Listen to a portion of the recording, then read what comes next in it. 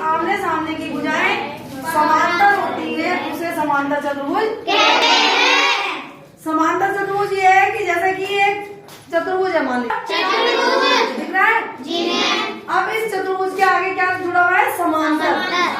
समांतर क्या होती है कि ऐसी दो रेखाएं जिनके बीच की दूरी समान रहती है, यानी कि कोई आप रेखाएं खींच लीजिए दो और उनके बीच की दूरी, ये वाली दूरी अगर बराबर रहती है और आगे बढ़ाने पर कभी नहीं मिलती तो उसे समांतर रेखा कहते हैं। वही समांतर है कि जिसकी ऐसा चतुर्भुज जिसकी आमने सामने की, यानी कि ये भुजा इस भुजा के समांतर और ये भुजा इस भुजा के समांतर हुई तो क्या हुआ कि ऐसा चतुर्भुज कैसा हुआ?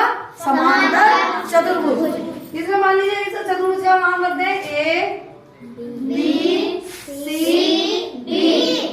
तो ए बी के समांतर कौन सी भुजा होगी? C D.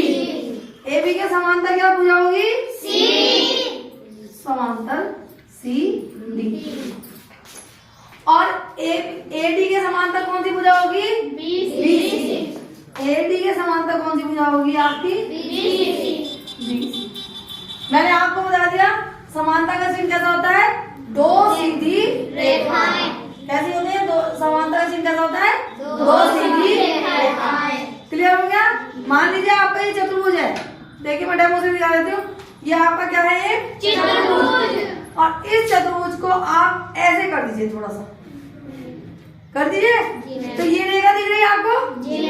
और एक रेखा ये दिख रही है, इनके बीच की दूरी बराबर है, ये बराबर है ना बीच की दूरी जी। और इस रेखा को आप आगे बढ़ाइए और इस रेखा को आगे बढ़ाइए और इसको इधर बढ़ा दीजिए, इधर बढ़ा दीजिए तो ये रेखा कहीं पर भी नहीं मिलेगी। क्या होगा? ये रेखा कहीं पर भी नहीं मिलेगी। तो ऐसा चतुर्भुज क्या कहलाएगा? समांतर रेखा। समांतर चतुर्भुज कैसा? समांतर चतुर्भुज। समांतर चतुर्भुज होता है ऐसा चतुर्भुज जिसकी आमने सामने की भुजाएं समांतर होती है उसे समांतर चतुर्भुज कहते हैं। भुजाएं कैसी होती है? बराबर समांतर होती है। कैसी होती है? समांतर होती है। तो उसे क्या कहते हैं? समांतर चतुर्भुज कहते हैं।